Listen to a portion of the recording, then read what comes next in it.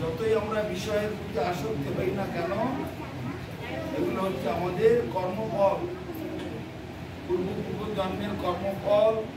তাই আমরা বিষয়ের মধ্যে অধিক আনন্দ পাই, কিন্তু ভগবানের নামে, ভগবানের সেবায়, সাধুগুরু বৈষ্ণবের সেবায়, ভগবানের নাম গুণগান কীর্তনে আমাদের সে আনন্দ আসে না। সেই জন্য আমাদের মহাজনেরা বলে গেছেন, মহাপ্রভু নিজেও বলেছেন, ব্রহ্মাণ্ড ভ্রমিতে কোন ভাগ্যবান জীব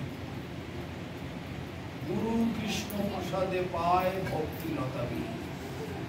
ব্রহ্মাণ্ড ভ্রমিতে মানে আমাদের কর্ম অনুসারে অনন্ত কোটি ব্রহ্মাণ্ডে আমরা পরিভ্রমণ করে বেড়াচ্ছি। 84 লক্ষ প্রকারের জন্ম, সব জন্মে মানুষ হতে পারবে এমন কোনো গ্যারান্টি নেই।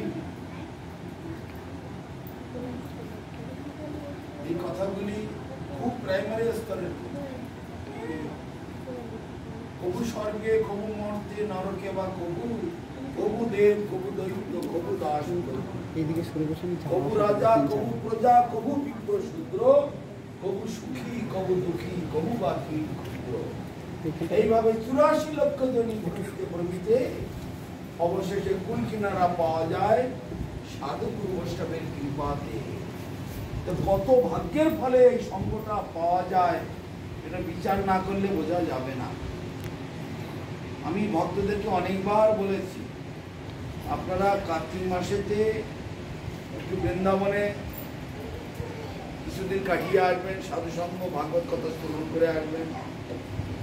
দোলের সময় নবদ্বীপেতে একটু ধামবাস, ধামবাসীদের দর্শন, সাধু সঙ্গ, ভাগবত কথা ইত্যাদি শ্রবণ করে আসবেন।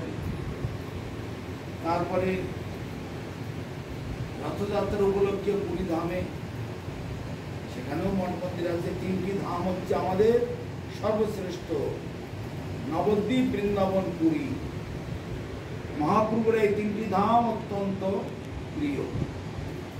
সারা ভারতবর্ষ ভ্রমণ করেছেন, কিন্তু জন্মিয়েছেন নবদ্বীপে।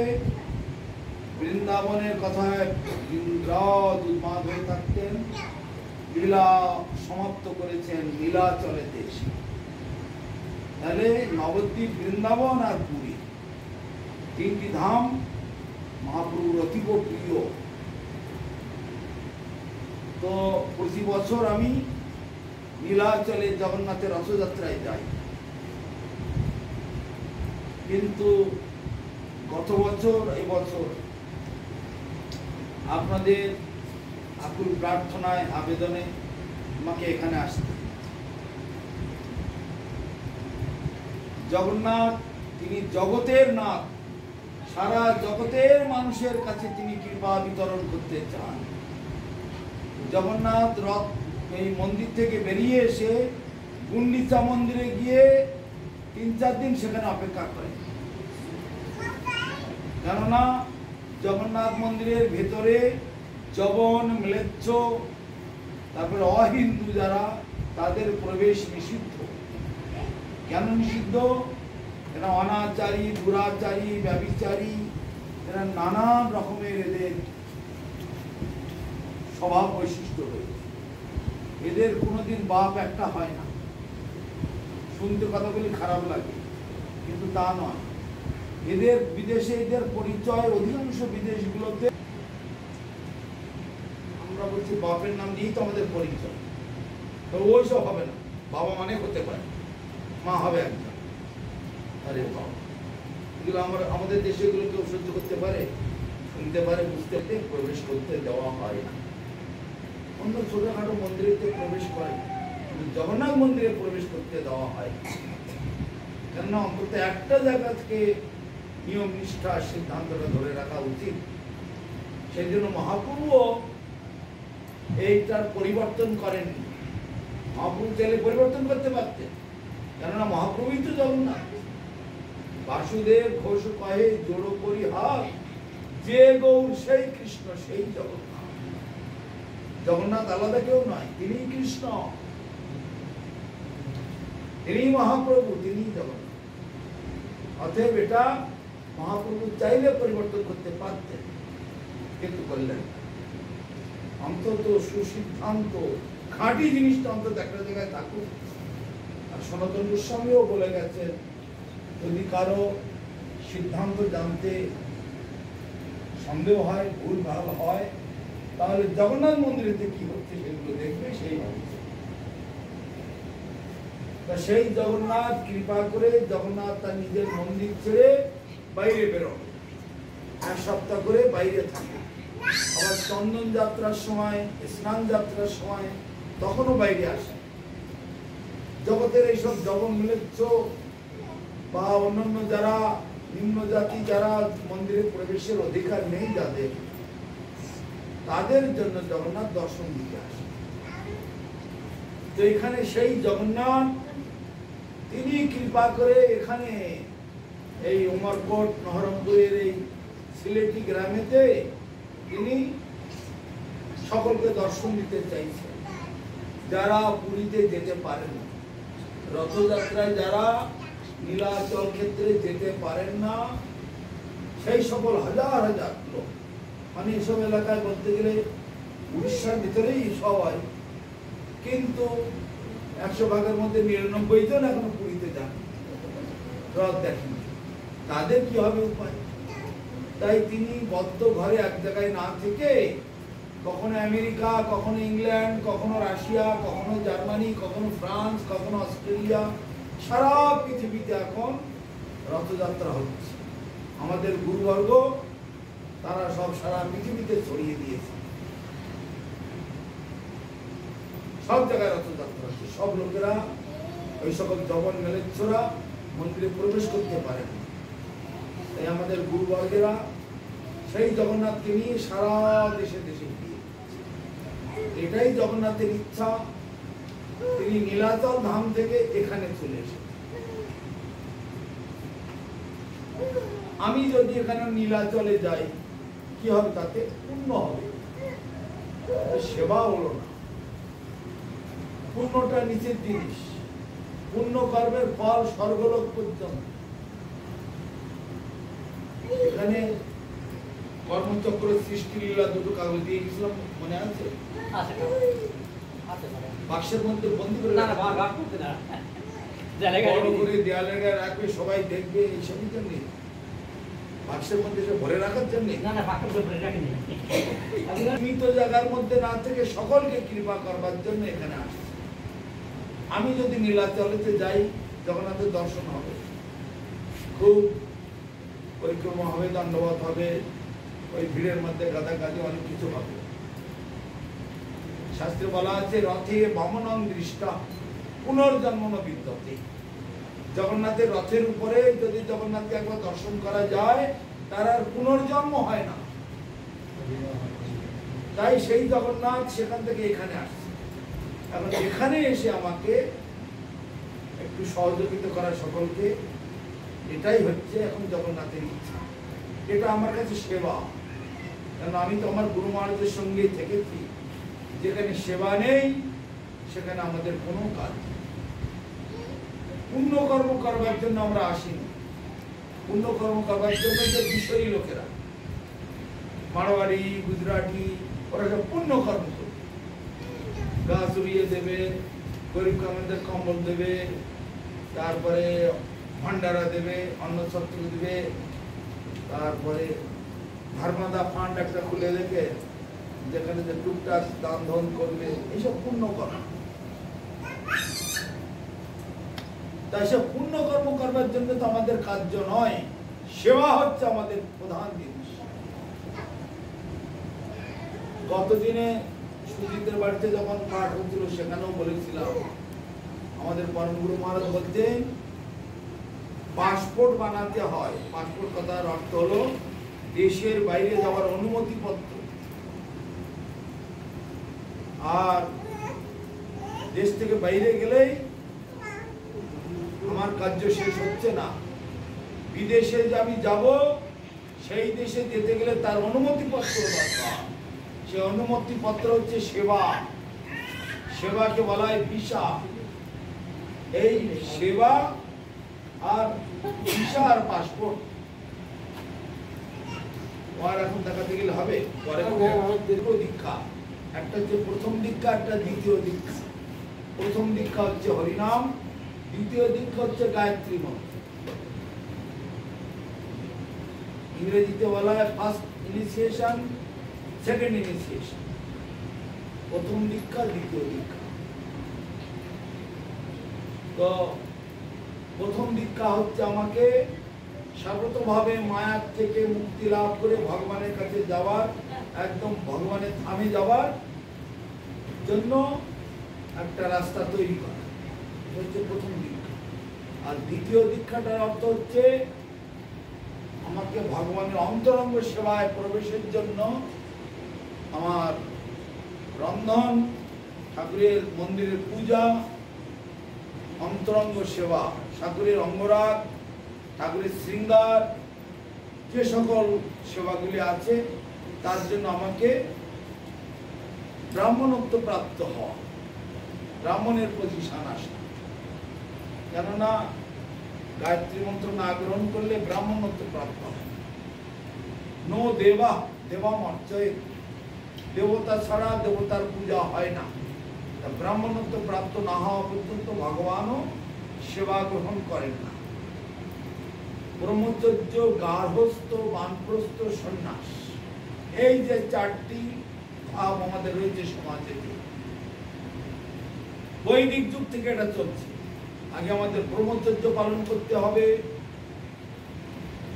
সেটা কমপক্ষে 20 বছর পর্যন্ত। তারপরে গার্হস্থ্য জীবন, গার্হস্থ্য জীবনটা সেখান থেকে আবার 20 বছর পর্যন্ত। তারপরে সে গার্হস্থ্য জীবনের থেকে আবার হচ্ছে বানপ্রস্থ, কখনো আশ্রমাদিতে, তীর্থেতে, বা কখনো মঠ মন্দিরে, আবার কখনো গৃহেতে, দোষ এইসব মিলিয়ে। মানে ধীরে ধীরে ধীরে ধীরে সংসারের প্রতি আসক্তিটা ছেড়ে ভগবানের দিকে বিশেষভাবে আসক্ত হওয়ার চেষ্টা করা, একে বলা হয় বানপ্রস্থ। তাহলে ব্রহ্মচর্য, গার্হস্থ্য, বানপ্রস্থ। ব্রহ্মচর্য 20 যদি ধরা হয়, তাহলে গার্হস্থ্য জীবন 40 পর্যন্ত, 40-এর পরের থেকে বানপ্রস্থ, মানে 60 বছর পর্যন্ত। আর তারপরের থেকে সন্ন্যাসের জীবন, ত্যাগের জীবন। আর ছেলে মেয়ের প্রতি, সংসারের প্রতি আসক্তি আর থাকে না। তখন সর্বতভাবে ভগবানের চরণে নিজেকে সমর্পণ করে দেওয়ার জন্য একটা প্রস্তুতি, মানে একটা সংকল্প করা। যেমন আমরা সন্ন্যাস গ্রহণ করেছি, হাতে এটা আছে, একটা ত্রিদণ্ড সন্ন্যাস বলা হয়। ত্রিদণ্ড মানে কায়, মন, বাক্য।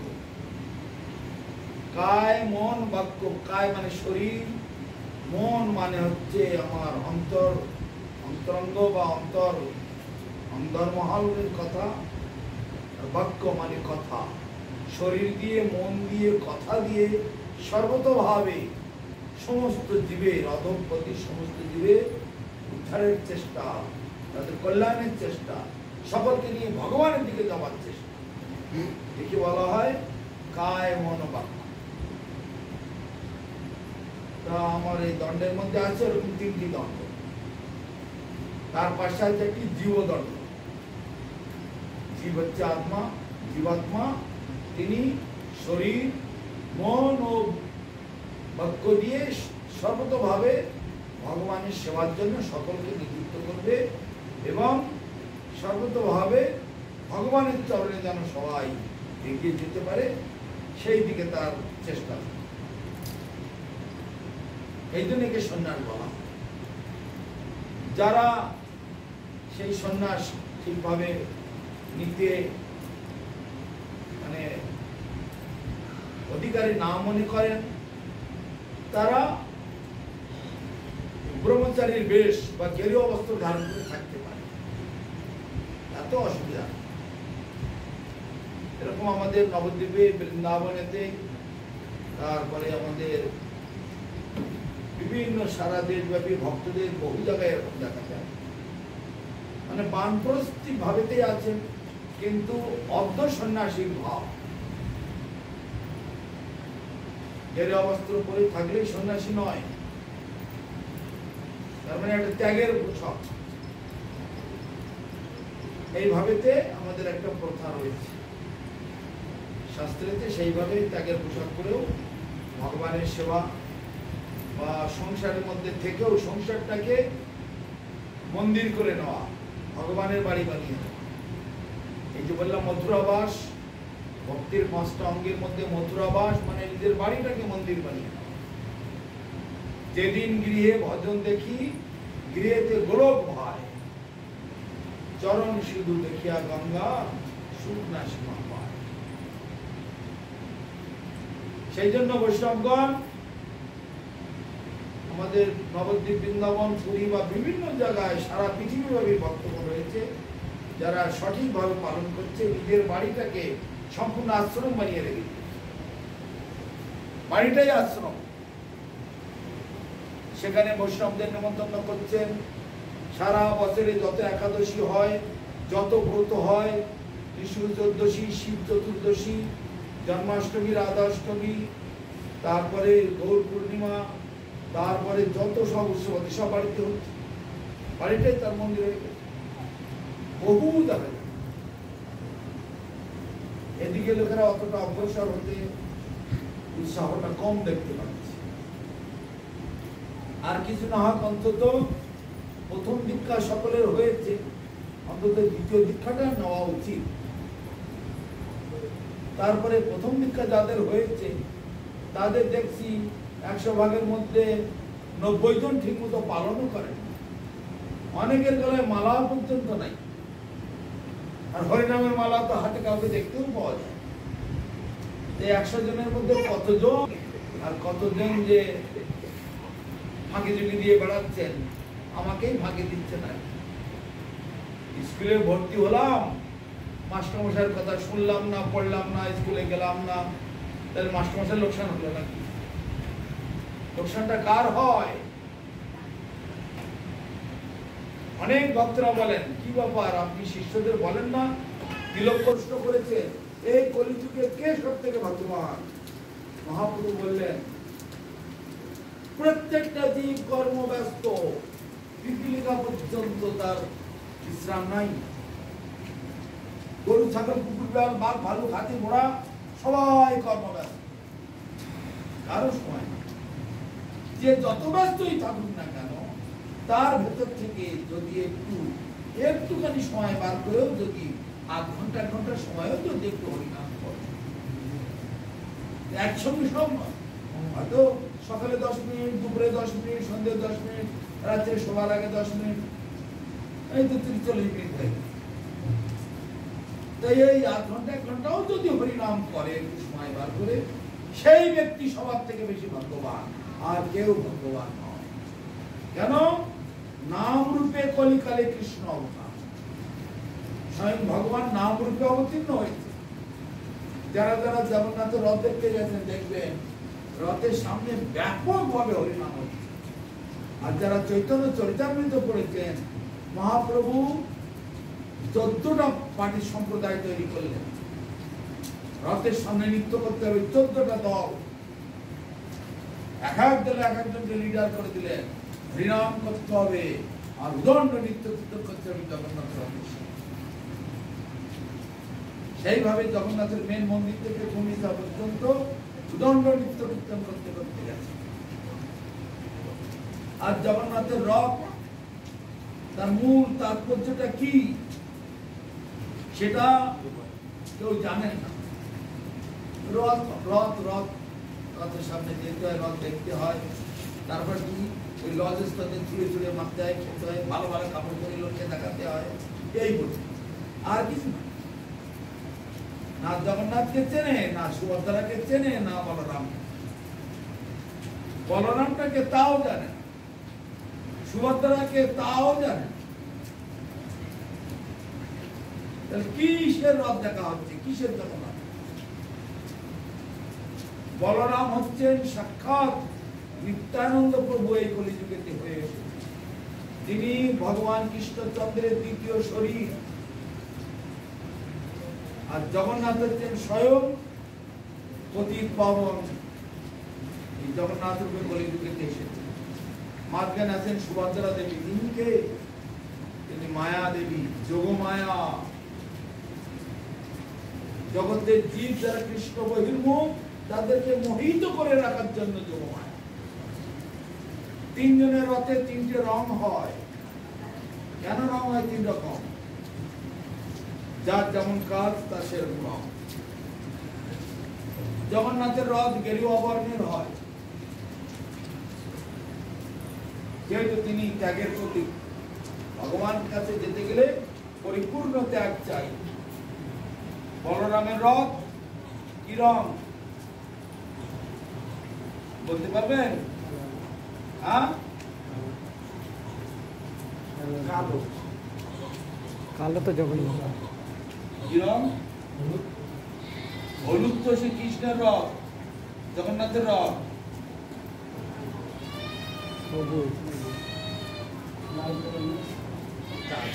জগন্নাথের রথ, এই বলরামের রথ হচ্ছে সবুজ। তিনি হচ্ছেন গুরু। নিত্যানন্দ প্রভু হচ্ছে গুরু, তিনি হচ্ছেন গুরু। আর সুভদ্রার রথ হচ্ছে কালো, যেহেতু তিনি মায়া দেবী। মায়া দেবী হচ্ছে মায়ার দিকে, অন্ধকারের দিকে ঠেলে নিয়ে যাবে। বলরাম হচ্ছে সবুজ। কেন? গ্রিন সিগন্যাল দিলে যেমন গাড়ি চলে, সেই দিকে আগে এগিয়ে যাও। জগন্নাথের রথ গেরুয়া বর্ণ, মানে পরিপূর্ণ ত্যাগ না হওয়া পর্যন্ত তাকে তুমি পাবে না। সুভদ্রা, এই দ্রৌপদী প্রকাশ্য সবাই চিৎকার করছে কৃষ্ণ কৃষ্ণ করে, কৃষ্ণ কাপড় করে বসে আছে, এক হাত তুলে ডাক। যত সময় দুহাত না তুলেছে কৃষ্ণ কাপড় সাপ্লাই করছে। পরিপূর্ণ শরণাগতি। 10 মিনিট করে কি টাইম পাবে একটা শ্লোক পড়া? তাও কারণ মনটা তো থাকা চাই। আমার পরম সর্বনাশ। তো সেই জগন্নাথ তিনি কৃপা করে এখানে দর্শন দিতে এসেছেন। তাই তার সেবার জন্য আমিও ওই পুরীর জগন্নাথকে ছেড়ে এখানে চলে আসি। তিনি স্বয়ং এখানে কৃপা করে রথযাত্রা প্রদর্শন করিয়ে এখানকার এই গ্রামবাসীদেরকে, আশেপাশের সমস্ত গ্রাম সকলকে উদ্ধারের জন্য তিনি এই জগতে এসেছেন। তাই এটা আমার কাছে সেবা। আমার গুরুমান বলতেন, যেখানে সেবা নেই সেখানে আমরা যাই না। তাই পুরীর ওই রথযাত্রা, পুরীতে আমাদের মঠও আছে। আমাদের মঠ আছে, সেখানে প্রায় কয়েকশো ভক্তরা সব বাংলা থেকে এসে গেছে। প্রায় 1000-এর উপরে ভক্তরা সব এসে আসা শুরু করে দিয়েছে। করলাম রথযাত্রা সব দর্শন করে তারপরে তারা আবার ফিরে যাবে। আমারও ওখানে থাকার জন্য ঘরটা সব খালি করা রয়েছে, কিন্তু কি হবে, এদিকে সেবা, এই সেবার জন্য আমাকে দিকটা কিছু নাহি অভিলাষ।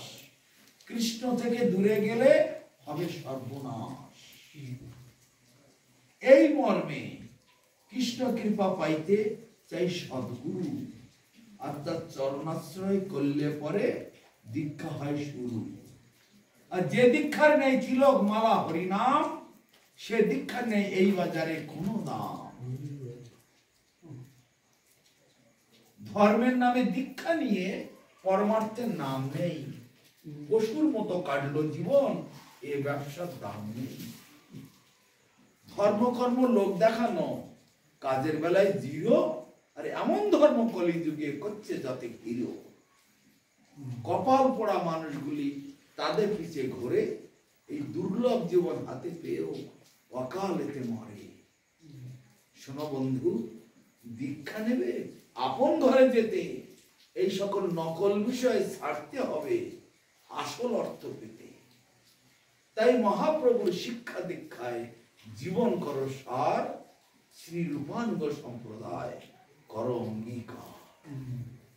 এরকেই বলে দীক্ষা। তাহলে প্রথম থেকে কি বুঝলাম আর একটু ভালো করে বলে দিই। জীব নিত্য কৃষ্ণ দাস তা ভুলে গেল, এই দোষে মায়া তার গলায় বাঁধে। আমরা যে ভগবানের দাস এটা আমরা ভুলে গেছি।